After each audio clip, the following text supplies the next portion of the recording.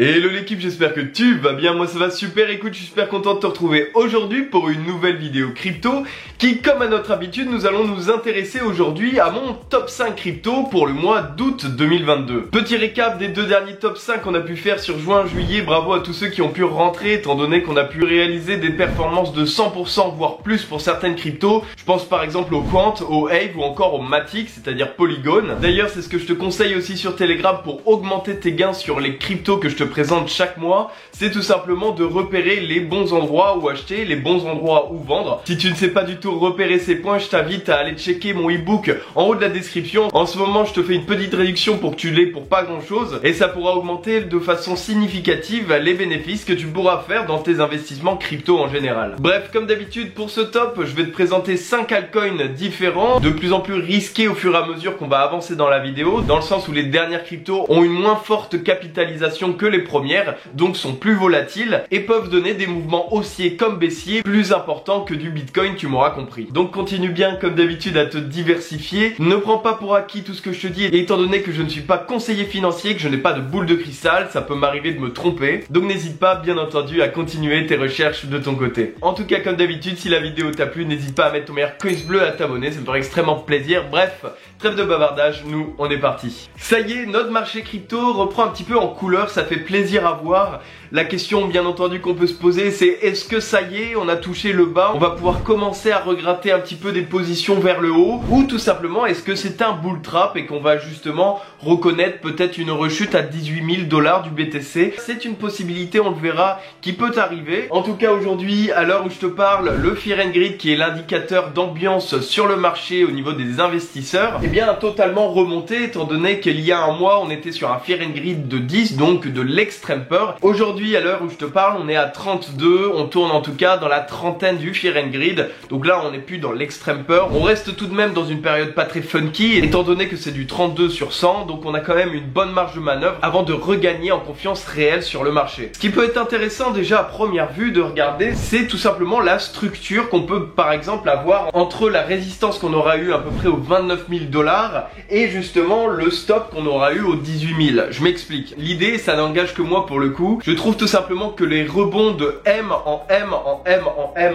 qu'on est en train de faire justement depuis la mi-juin est beaucoup plus intéressant en termes graphiques que justement le palier qu'on aura connu de mi-mai à mi-juin. Pourquoi je te dis ça? C'est tout simplement que généralement quand on parle de M dans des M dans des M, c'est une schématique de courbe qui est structurée et qui va en général vers une continuité haussière. C'est pour ça qu'aujourd'hui je priorise personnellement le fait qu'on va continuer vers cette hausse, que ça y est, on a potentiellement touché le point le plus bas de cet été et qu'on va pouvoir continuer à monter. Maintenant, parlons quand même des choses qui peuvent faire mal. Aujourd'hui et dans les prochains jours qui vont arriver, il va justement avoir un compte rendu vis-à-vis du PIB des États-Unis et à savoir justement si le pays a démarré ou non la récession. La récession, pour faire très simple, c'est un moment dans un cycle économique où justement les entreprises produisent moins, vendent moins et donc les consommateurs achètent moins. En gros, un début de cercle vicieux qui peuvent amener à une crise. Donc là-dessus par exemple, j'attends personnellement des retours vis-à-vis de tout ça, puisque ça aura malheureusement un impact sur les marchés financiers et notamment sur notre cher marché crypto. Bref, maintenant qu'on a vu tout ça, partons sur le top 5 du mois d'août.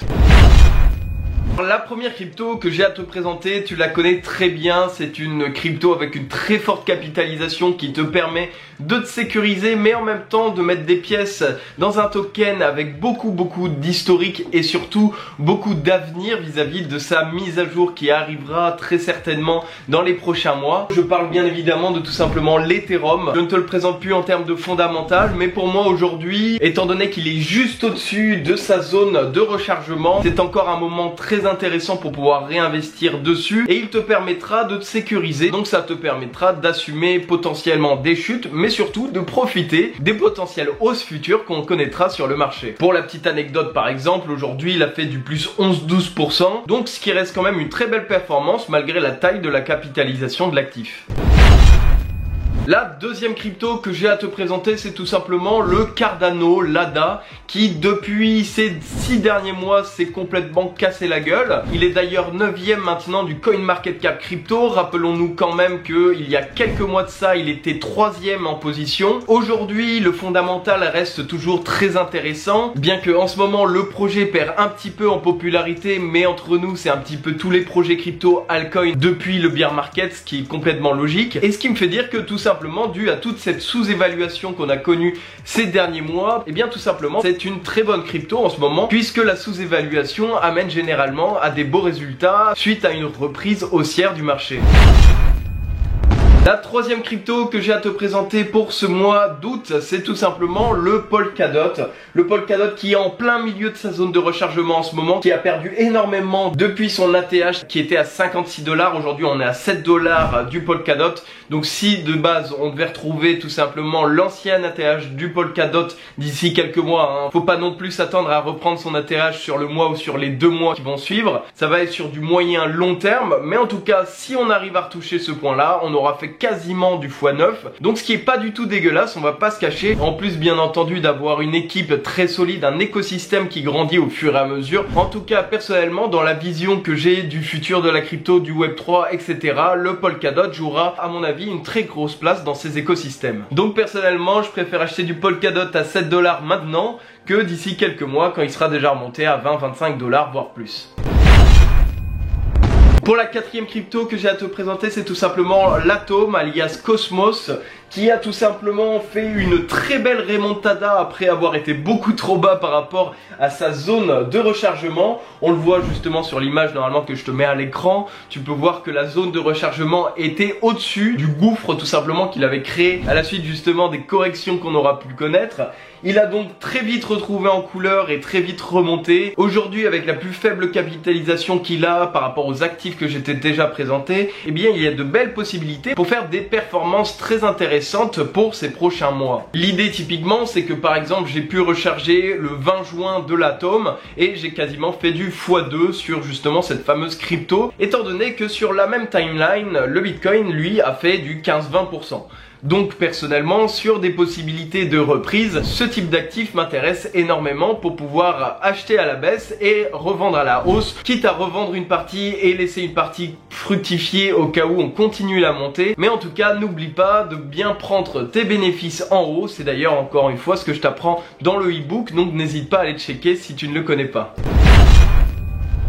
Pour la dernière crypto que j'ai à te présenter, je ne crois pas te l'avoir présenté encore sur cette chaîne depuis le début de ce fameux format des top 5 que je fais depuis 1 an et demi maintenant. C'est tout simplement la crypto The Graph, Graph pour les intimes, qui est un gros fondamental, un très gros projet derrière. Et ce qui m'intéresse énormément par rapport à d'autres cryptos comme l'Atom qui a déjà réalisé une belle reprise depuis ce mois dernier, eh bien ici on est vraiment sur une stagnation pour le moment de cette altcoin ces dernières semaines, et ce qui fait qu'on est encore en deçà de sa zone de rechargement. Donc ça peut nous permettre de faire des belles plus-values sur les prochaines semaines si cette altcoin prend en valeur vis-à-vis de l'écosystème qu'il y a autour et de toutes les capacités de développement dans le Web3 que justement cette crypto-monnaie a et va avoir. Donc encore une fois, un petit peu à cette mentalité de rachat pour l'Atom, autant se recharger au fur et à mesure pendant cet été de ce type d'actifs qui sont très intéressants pour pouvoir fructifier un maximum sur les prochaines potentielles montées. Le meilleur exemple que je peux te donner, c'est déjà si on rechargeait à la moitié du range classique